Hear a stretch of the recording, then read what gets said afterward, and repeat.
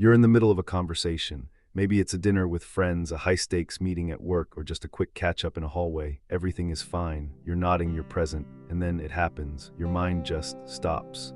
You search for the next sentence, the next word, even a basic reaction, and there's nothing. Just a vast, ringing blankness. Externally, you're probably just smiling or looking thoughtful, but internally, there's a rising sense of panic. You feel like a computer that's suddenly lost its connection to the server. You aren't bored and you aren't trying to be difficult. In fact, you're probably trying too hard to stay connected, which only makes the void feel louder.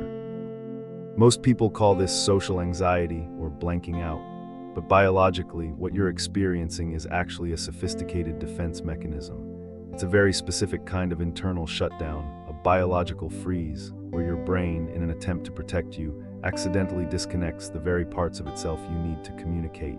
Today, we're going to look at the psychology of the social shutdown, why it happens, what your brain is actually trying to do, and how you can gently bring yourself back on. To understand why your mind goes blank, we have to look at the hierarchy of your brain. Most of the time, when you're talking, your prefrontal cortex is in charge. This is the CEO of your brain. It handles complex language, social nuance, and logic. But nestled deep inside is the amygdala, a much older, faster part of the brain designed for one thing: survival. The problem is that the amygdala isn't very good at telling the difference between a physical predator and a social threat. A long silence, a judgmental look, or even just the pressure to be interesting can be interpreted as a danger. When that happens, the amygdala triggers a hijack. It floods your system with cortisol and adrenaline, signaling that it's time to stop thinking and start surviving. You've likely heard of fight or flight, but there is a third, often overlooked response: freeze. When your brain decides that neither fighting nor running is an option, which is usually the case in a polite social setting, it chooses to freeze. To save energy for this perceived emergency, your brain effectively pulls the plug on non-essential systems.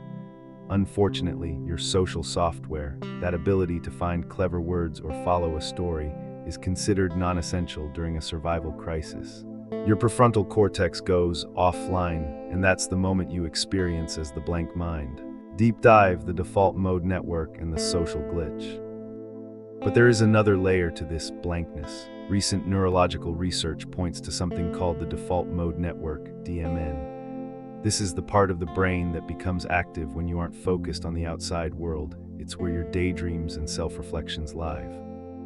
In a healthy social interaction, your DMN stays relatively quiet so you can focus on the person in front of you. However, when the social pressure becomes too high, your brain may try to escape the situation by prematurely switching back into this default mode.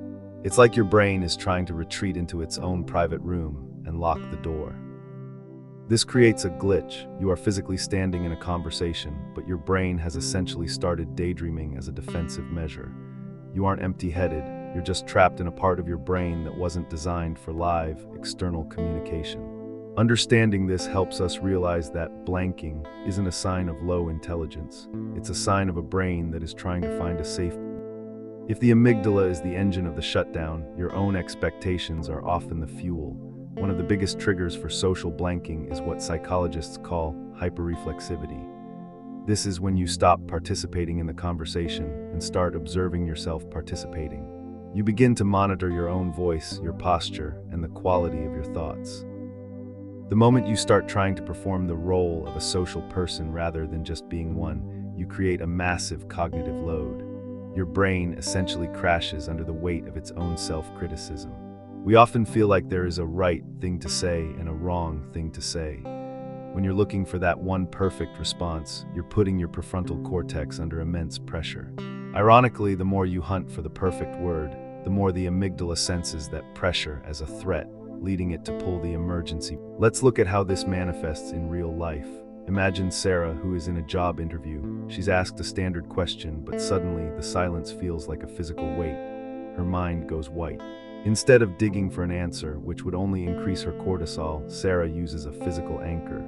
She feels the back of the chair against her spine. She takes one slow breath.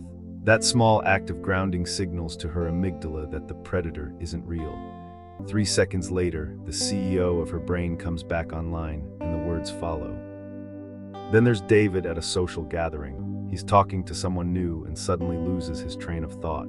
Instead of panicking and pretending he knows what he's saying, he uses the transparency maneuver. He smiles and says, "You know what? My brain just went totally blank. What was the last thing we were talking about?" Because David was honest, the other person laughs and helpfully recaps the topic. The tension evaporates. By naming the blankness, David removed its power to hurt his confidence. So how do you apply this? Remember the gentle reset. First, ground. Don't search for words, search for feelings. Feel your feet on the floor. Feel the temperature of the air. This forces your brain to shift from threat mode back into sensory mode. Second, ease. Stop trying to be interesting and aim for being obvious. If you can't think of a clever response, just say something simple like "that's interesting" or "tell me more." Lowering the bar for your own performance allows your prefrontal cortex to reboot without the pressure of perfection. Third, transparency. If the blankness lasts more than a few seconds, mention it. "I'm having a total blank moment" is a social superpower. It transforms an awkward silence into a shared human moment. It signals to your brain that there is no secret to hide, which immediately lowers your stress levels. A blank mind is not a broken mind. It is a brain that is simply doing its best to keep you safe in a world that can sometimes feel overwhelming. You are more than your ability to produce a constant stream of conversation. The next time the silence comes, try not to fight it. Invite it in, breathe through it, and remember that the people worth talking to are the ones who will wait for you to come back online. Thank you for being here with MindStill. If you found your own way to navigate these social shutdowns, I'd love to hear your story in the comments below. It helps us all feel a little less alone in the quiet.